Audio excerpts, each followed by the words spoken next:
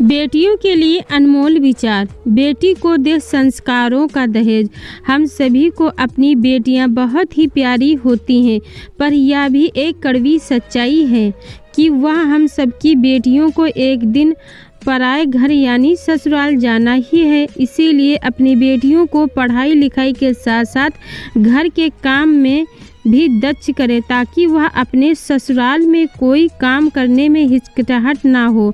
अगर आप अपने बेटी को संस्कारों का दहेज देंगे तो आपकी बेटी सम्मान व इज्जत पाएगी, जो आपके द्वारा दिए गए मूल्यवान उपहार देने से कभी नहीं हो सकती।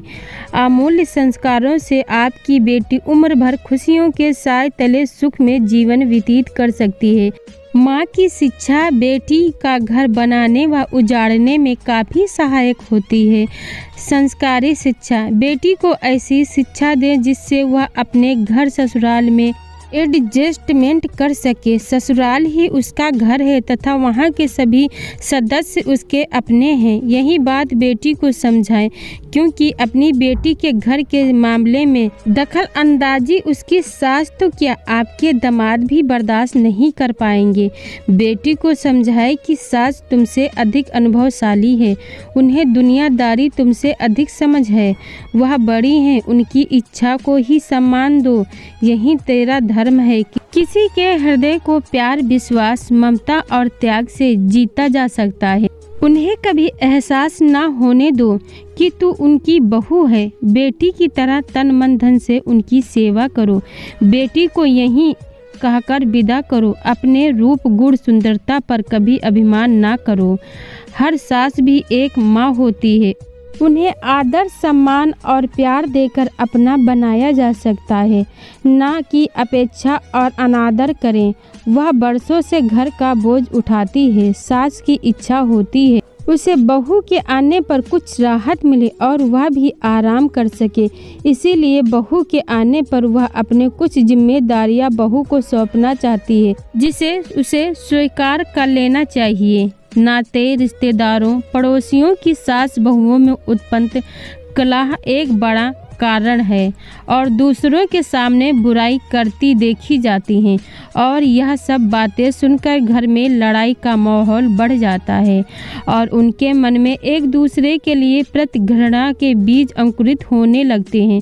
ससुराल में हमेशा प्रातःकाल से पहले ही उठें। देर तक सोने की आदत को त्याग दें, क्योंकि ससुराल के नियमों को अपनाएं। उसे अपने मायके के सिद्धतों पर छोड़ दें। मायके की हर चीज़ पर अपना हक न जमाएं। यदि कोई परिवारजन इस्तेमाल करता है तो उसे गुस्सा ना हो और उनसे मर्यादा में रहकर बात करें। सास को चाहिए कि वह बहू को अपनी बेटी के समान समझे। अगर वह कोई गलती भी करते हैं तो पहले उसे प्यार से समझाएं। हमेशा डांटते रहने से उसका मन खिन्न होगा और वह आपका आदर नहीं कर पाएगी। दूसरों के सामने बहू की निंदा कभी ना करें। बहू को एक हद तक घूमने फिरने का इजाज़त दें। वह मायके से जो भी लाए उसे खुशी से स्वीकार करें। ना लाने पर ताने कभी मत दें। उसके माता पिता को भूल कर भी आप शब्द मत कहें। बेटी बहू बनकर दो परिवारों को जोड़ती है, अतः कोई भी ऐसा काम ना करें जिससे दोनों परिवारों में दरार पैदा हो जाए। अक्सर घरों में यही होता है। मायके को अपशब्द बोलते हैं लोग और दोनों परिवारों के बीच में दरार आ जाती है। उनके मान सम्मान को ठेस ना पहुंचाएं। आप माँ बनकर रहिए, सास बनकर नहीं। अपनी बहू में कोई कमी हो तो उसका बखान इधर उधर ना करें। उसी काम को आप धैर्य और प्रेम से भी दूर करने की कोशिश कर सकते हैं। ननद भाभी का रिश्ता ऐसा होना चाहिए जैसे छोटी बहन और एक सहेली का होता है। छोटी ननद एक सहेली जैसी होती है। जब बड़ा भाई और देवर को छोटा भाई मान कर चलें, अपना व्यवहार मर्यादित रखें, अपने तन, मन और व्यवहार से सभी का मन जीतने का प्रयास करें। हर एक सदस्य की ज़रूरत का ध्यान रखना एक आदर्श बहू की निशानी है। ससुराल में ऊंची आवाज़ में बात ना करें, ऊंची आवाज़ ना निकालें और यदि कोई आपके साथ ज़रूरत से ज़्यादा अन्याय करे तो उस अत्याचार को चुपचाप भी सहन ना करें। शांति से अपने अधिकार का प्रयोग करें। माँ बाप की आज्ञा का पालन करें, आज्ञा और उनका योगदान करें। किसी काम में गलती हो जाए तो अपनी गलती सुधारने की कोशिश करें। यदि घर का कोई सदस्य कुछ कह दे तो मुंह फुलाकर ना बैठें, अपनी गलती को सुधारने की कोशिश करें। आधुनिक युग और रिश्ते। आधुनिक युग में विवाह के रिश्तों को गुड्डा गुड्डी का खेल समझा जाने लगा है। पति पत्नी के बीच थोड़ा सा तनाव होने या मनमुटाव हो जाने से कुछ समय में ही तलाक की नौबत आ जाती है। कुछ पल में ही गुस्से के कारण हंसता खेलता परिवार उजड़ जाता है।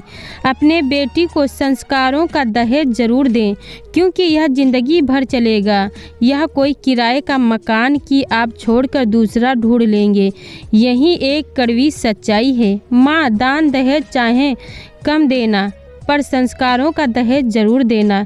बेटे हर चीज़ की जिद करते हैं, वहीं बेटियां अपने शौक पुरानी चीज़ों से पूरे कर लेती हैं।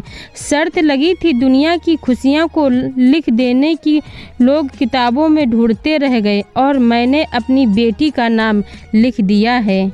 जिस तरह बालों के बिना श्रृंगार अधूरा, उसी तरह बहू और बेटी के बिना घर अधूरा है। बेटे भाग्य से होते हैं, लेकिन बेटियां सौभाग्य से होती हैं। बहू और बेटी में एक ही फर्क होता है, बेटी गुड़ की तरह मीठी होती है और बहू नमक की तरह होती है। इसीलिए जैसे नमक के बिना सब्जी अधूरी है, उसी तरह बहू के बिना घर अधूरा है।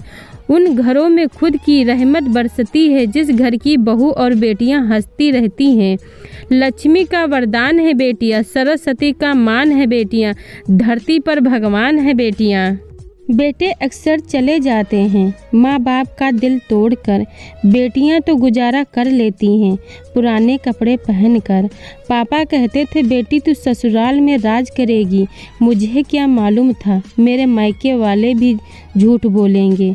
बेटी को चांद जैसा मत बनाओ कि हर कोई घूर घूर के देखे, उसे सूरज जैसा बनाओ ताकि घूरने वाले से पहले नज़र झुक जाए।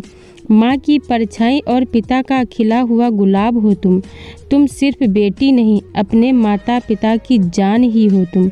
मेरी बेटी मेरा अभिमान है, खुद का दिया हुआ मेरे लिए वह एक वरदान है।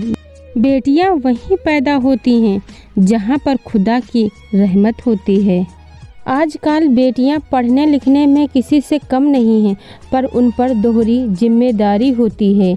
वह एक माँ, बहन, भाभी और बेटी के रिश्ते से होकर गुजरती है, उसको जिम्मेवारी भी दी जाती है। इसीलिए अपनी बेटी को इस तरह की शिक्षा के साथ बड़ा करते ताकि अपनी जिम्मेवारी को अच्छे से संभाल सके, क्योंकि बेटियों में ये गुण कुदरत ने स्वाभाविक रूप से ही दिया होता है। बस अगर ज़रूरत है थोड़े से संस्कारों की, अपनी बेटी को ऐसा संस्कार दें, दान दहेज चाहे थोड़ा कम दे दें, पर संस्कारों का दहेज ज़रूर दें।